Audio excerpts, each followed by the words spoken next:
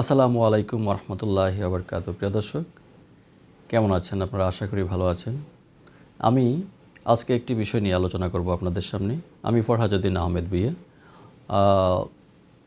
যে বিষয়টি আমাদের জীবনের সাথে অঙ্গাঙ্গিভাবে জড়িত, সালাহ নিয়ে আজকে আলোচনা করব। আজকে ধারাবাহিক আলোচনার প্রথম পর্ব। আপনাদেরকে স্বাগতম। আল্লাহ তাআলা আমাদের জীবনের প্রতিটি মুহূর্তে দিক নির্দেশনা দিয়েছেন।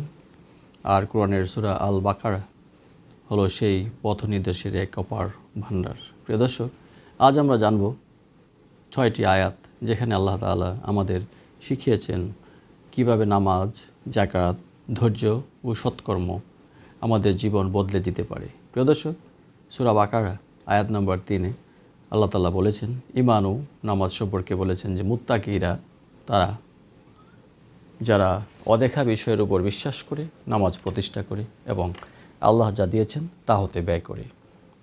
এই আয়াতে আল্লাহ প্রথমেই আমাদের ঈমানের 3টি স্তম্ভ শিখিয়েছেন।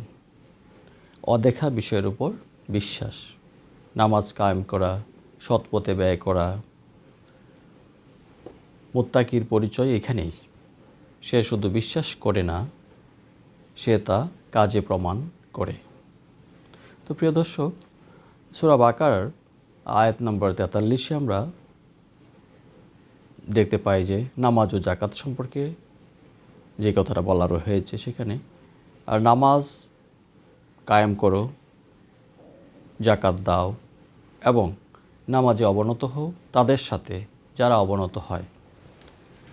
ইসলাম একক ইবাদত নয়, এটা একটি সামাজিক কাঠামো।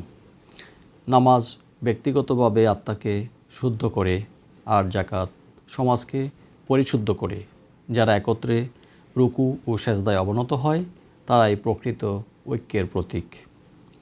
সূরা বাকারায় প্রিয় দর্শক 45 নম্বর আয়াতে আমরা ধৈর্য ও নামাজ সম্পর্কে যে আল্লাহ সুবহানাহু ওয়া তাআলা বলেছেন, তোমরা ধৈর্য ও নামাজের মাধ্যমে প্রার্থনা করো, নিশ্চয়ই এটা কঠিন বিনয়ী লোকদের ছাড়া।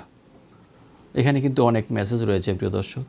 বিপদের সময় ধৈর্য হারানো সহজ, কিন্তু আল্লাহ বলেন নামাজই হলো আশ্রয়। প্রতিটি সেজদা হলো প্রশান্তির কেন্দ্র, যেখানে মানুষ দুঃখ রেখে উঠে আসে হালকা হয়ে। যারা বিনয়ী তারাই নামাজে শান্তি খুঁজে পায়।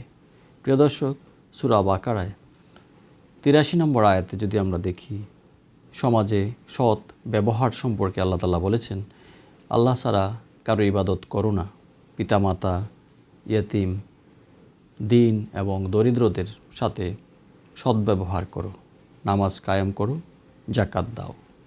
ইসলাম শুধু ইবাদতের নাম নয়, এটি মানবতার নাম। নামাজ ও যাকাত এখানে ব্যক্তিগত দায়িত্ব নয়, বরং সমাজের প্রতি দায়িত্ব। সদ্ব্যবহার ছাড়া নামাজও অসম্পূর্ণ হয়ে যায়। প্রিয় দর্শক, সূরা বাকারায় আল্লাহ সুবহানাহু ওয়া তাআলা 110 নম্বর আয়াতে বলেছেন সৎকর্মের পুরস্কার সম্পর্কে, তোমরা নামাজ প্রতিষ্ঠা করো এবং যাকাত দাও। তোমরা নিজের জন্য যা কিছু সৎকর্ম করো, আল্লাহর কাছে তা পাবে। কোনো ভালো কাজেই হারিয়ে যায় না। প্রতিটি সেজদা, প্রতিটি দান, প্রতিটি নিঃশব্দ দোয়া সবই আল্লাহর কাছে সংরক্ষিত। এটা হলো জীবনের আসল বিনিয়োগ।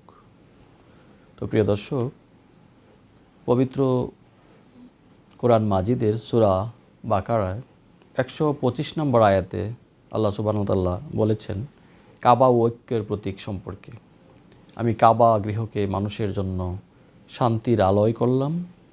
ইব্রাহিম ও ইসমাইলকে বললাম, গৃহকে রুকু সেজদাকারীদের জন্য পবিত্র রাখো।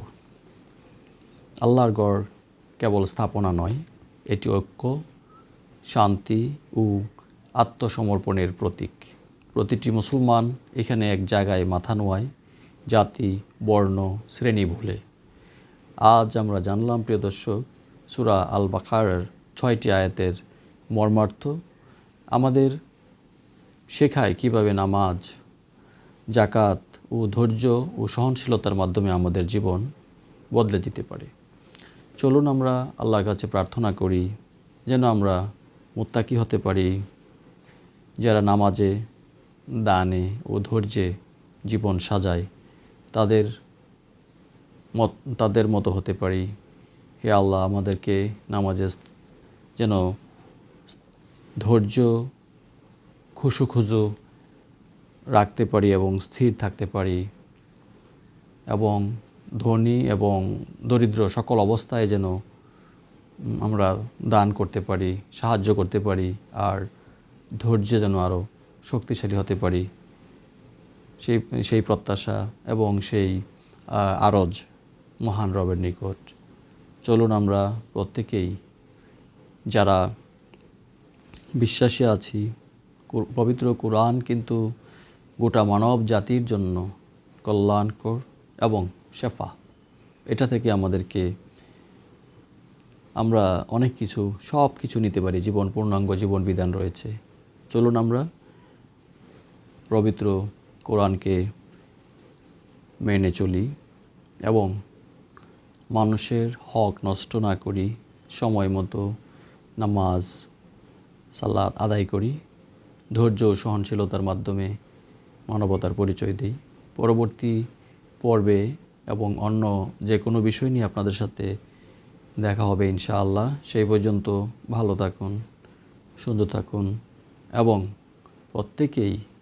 প্রত্যেকের পাশে দাঁড়াই এবং শিরক বিদআত থেকে আমরা যেন বেঁচে থাকতে পারি। সহিহ আকীদা এবং মানহাজের উপর আমরা যেন প্রতিষ্ঠিত থাকতে পারি। প্রত্যেকের জন্য আমরা দোয়া করি। আসসালামু আলাইকুম ওয়া রাহমাতুল্লাহি ওয়া বারাকাতুহু।